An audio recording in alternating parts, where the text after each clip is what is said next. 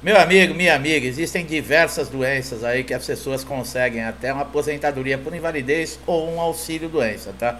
Mas o interessante é você saber que existem certas doenças que não precisa preencher alguns requisitos para consegui-las, tá? Por exemplo, um grande requisito aí que é solicitado pelo INSS, que muitas vezes atrapalha os segurados de conseguir esse benefício, é a carência. O que é aquela carência? É quando você paga 12 contribuições que lhe dá qualidade de segurado, tá? Que para você conseguir, por exemplo, um benefício, você precisa ter esses 12 meses pagos no INSS. Mas existem algumas doenças que elas são extintas de carência, que elas não necessitam desse requisito. E nós vamos falar sobre isso aqui, sobre doenças que dão direito sim à aposentadoria, algumas doenças que estão sendo aí incluídas, tá, para dar direito a segurados que são portadores dessas doenças de se aposentarem. Por isso é muito importante você continuar assistindo esse vídeo até o final, tá? Porque você vai tirar muitas dúvidas, inclusive vocês que colocam aqui nos comentários com relação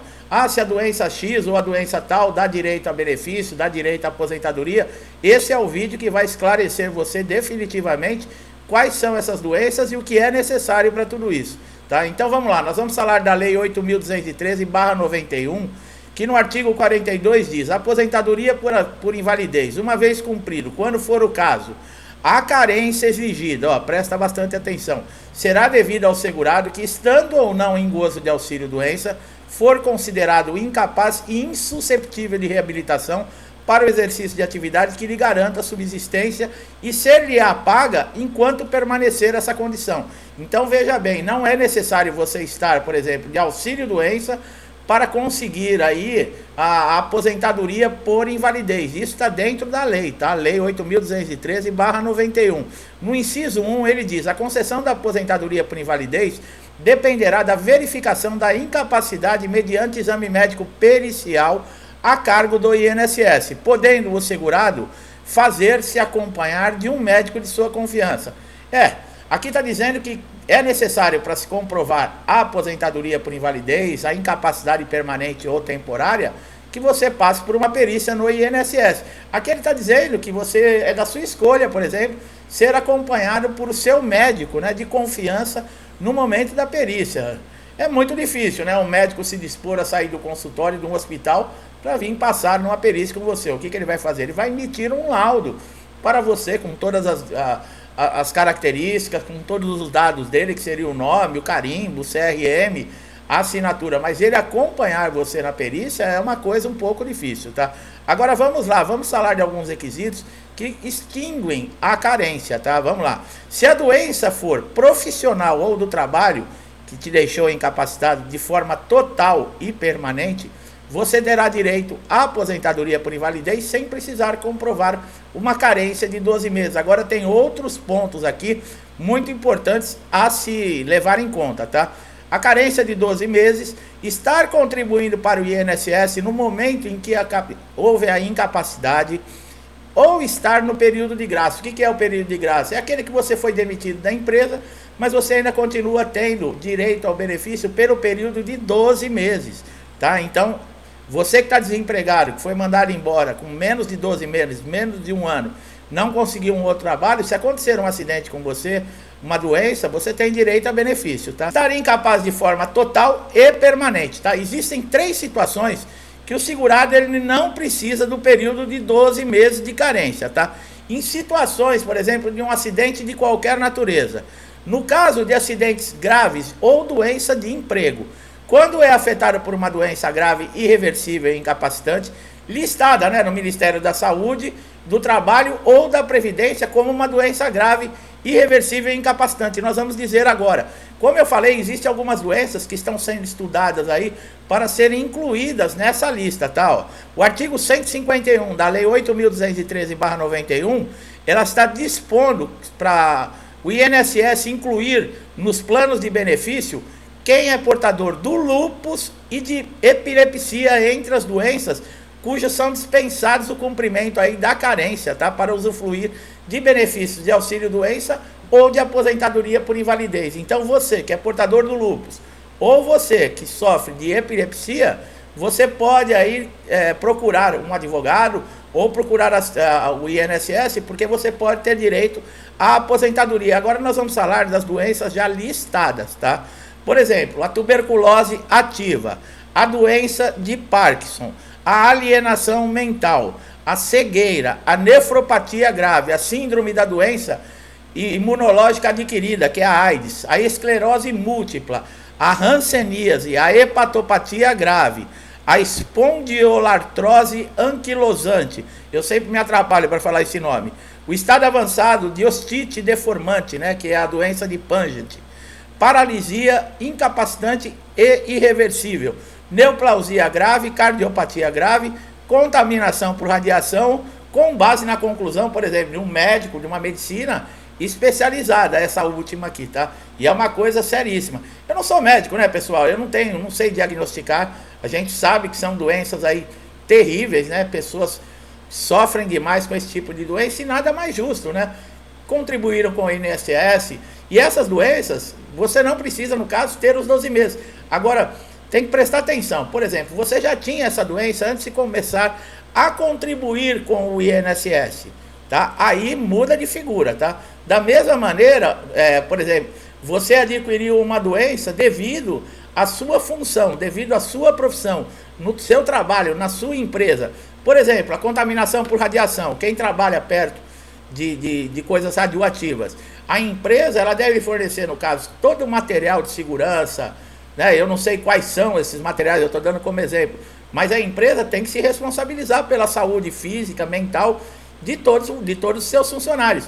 Num caso, eu estou falando de radiação, mas, por exemplo, quem trabalha numa obra tem que ter um capacete, tem que ter uma luva. Quem trabalha, por exemplo, em Minas, né, que fica debaixo da terra, tem todos os procedimentos por lei. Caso você seja vítima ou adquira uma doença devido aí à irresponsabilidade da empresa, não tomou os devidos cuidados com relação à segurança do trabalho, cabe sim você a recorrer ao INSS sem carência. E outra, você pode também exigir uma indenização na área civil, entrar com um processo civil contra a empresa.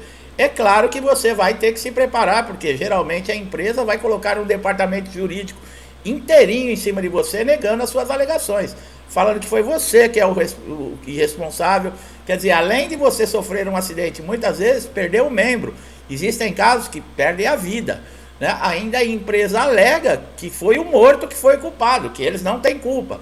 Quer dizer, é um absurdo, né? Mas nós estamos vendo cada coisa aqui no país que é difícil de acreditar. O cachorro anda, o rabo anda abanando o cachorro, né? Vocês já perceberam isso? Nós estamos vendo traficante de drogas sendo solto e pessoas, porque falaram A, indo presas. Quer dizer, fica meio difícil a situação. Pessoal, sempre aquilo, a Previdência Social, ela não é nenhuma casa de caridade. Você pagou para ter direito, tá? Não se sinta humilhado, envergonhado, porque você está precisando de um benefício do INSS. Primeiro, que só tem direito a benefício do INSS quem trabalhou e quem pagou. Quer dizer, nem todo mundo, uma pessoa que não trabalha, que nunca fez nada na vida, tá? O que ela pode conseguir é um benefício assistencial, tá? E olha lá, porque também tem alguns requisitos para ser preenchidos. Agora, benefícios como de incapacidade, se você nunca trabalhou, nunca contribuiu com a Previdência, você não vai ter direito a esses benefícios. Então, você não tem que se envergonhar, você não tem que se sentir constrangido, porque você está precisando do INSS.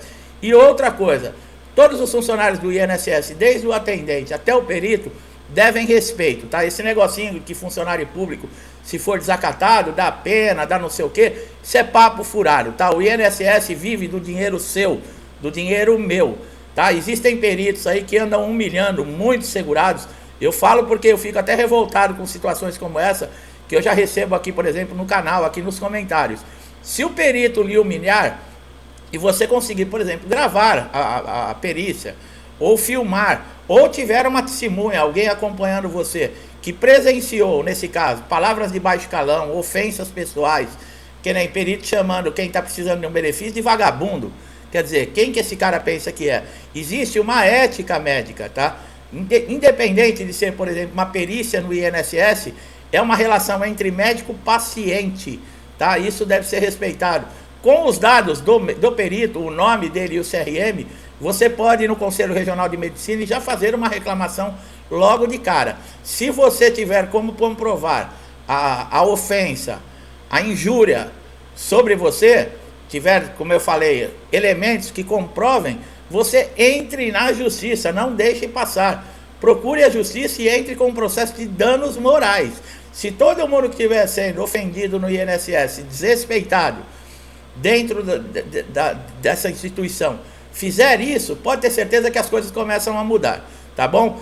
Caso você não seja respeitado pelos seus direitos com relação a benefício, procurar a justiça, tá? Não tem outra maneira.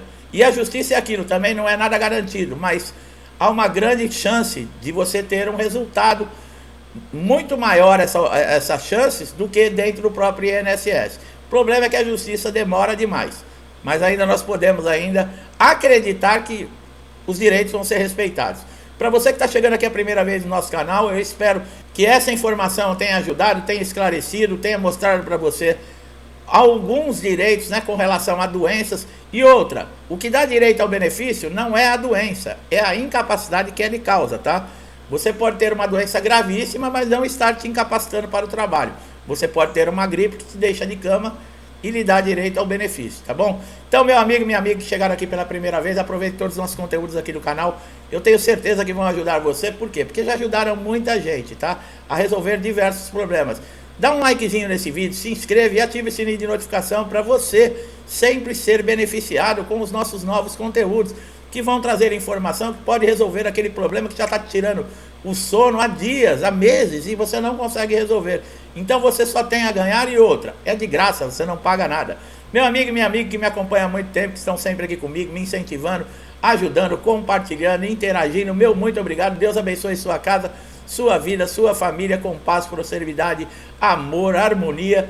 E vamos seguir em frente de cabeça erguida, com muita fé em Deus, que tudo vai dar certo. Um forte abraço a todos e até os próximos vídeos.